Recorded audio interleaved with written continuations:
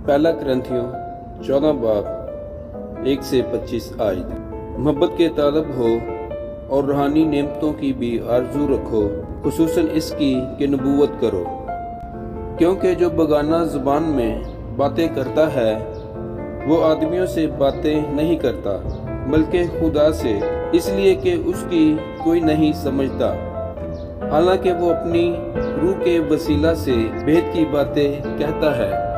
लेकिन जो नबूवत करता है वो आदमियों से तरक्की और नसीहत और तसल्ली की बातें कहता है। जो बेगाना ज़ुबान में बातें करता है वो अपनी तरक्की करता है, और जो नबूवत करता है वो कलीसिया की तरक्की करता है।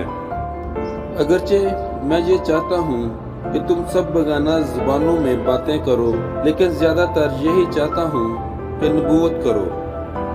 और अगर बेगाना ज़ुबानें बोलने वाला कलीसिया की तरक्की के लिए तर्जमा ना करे तो नबूवत करने वाला उससे बड़ा है। बस आए भाइयों, अगर मैं तुम्हारे पास आकर बेगाना ज़ुबानों में बातें करूं और मुकाशफा या इल्म या नबूवत या तलीम की बातें तुमसे ना कहूं तो तुमको मुझसे क्या फ़ायदा होगा। चुनाचा बेजान चीज़ों में भी जिनसे आवाज़ निकलती है, मसलन बांसुरी या बरबत, अगर उनकी आवाज़ में फ़र्क ना हो तो जो फूंका या बजाया जाता है वो क्यों कर पहचाना जाए। और अगर तुरही की आवाज़ साफ ना हो तो कौन लड़ाई के लिए तैयार होगा। ऐसे ही तुम भी अगर ज़ुबान से वाज़िया बात ना कहो तो जो कहा जाता है क्यों कर समझा जाएगा। तुम हवा से बातें करने वाले ठहरोगे। दुनिया में हुआ कितनी ही मुख्तलिफ ज़ुबानें हों, उनमें से कोई भी बेमानी ना होगी। बस अगर मैं किसी ज़ुबान के मायने ना समझूं तो बोलने वाले के नज़दीक मैं अजनबी ठहरूंगा और बोलने वाला मेरे नज़दीक अजनबी ठहरेगा।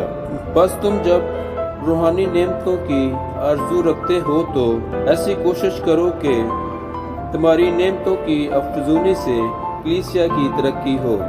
इस सबब से जो बेगाना ज़ुबान में बातें करता है वो दुआ करे कि तर्जुमा भी कर सके। इसलिए अगर मैं किसी बेगाना ज़ुबान में दुआ करूं तो मेरी रूह तो दुआ करती है मगर मेरी अकल बेकार है। बस क्या करना चाहिए? मैं रूह से भी दुआ करूंगा और अकल से भी दुआ करूंगा, रूह से भी गाऊंगा और अकल से भी गाऊंगा। वरना अगर तू रूह ही से हमद करेगा तो ना वाकिफ आदमी तेरी शुक्रगुजारी पर आमीन क्यों कर कहेगा, इसलिए कि वो नहीं जानता कि तू क्या कहता है। तू तो बेशक अच्छी तरह से शुक्र करता है मगर दूसरों की तरक्की नहीं होती। मैं खुदा का शुक्र करता हूँ कि तुम सबसे ज़्यादा ज़ुबानें बोलता हूँ, लेकिन कलीसिया में बेगाना ज़ुबान में 10,000 बातें कहने से मुझे ये ज़्यादा पसंद है कि औरों की तलीम के लिए 5 ही बातें अकल से कहूँ। हाय भाइयों, तुम समझ में बच्चे ना बनो, बदी में तो बच्चे रहो मगर समझ में जवान बनो। तुरैत में लिखा है कि खुदावंद फरमाता है, मैं बेगाना ज़ुबान और बेगाना होंठों से इस उम्मत से बातें करूंगा तो भी वो मेरी ना सुनेंगे।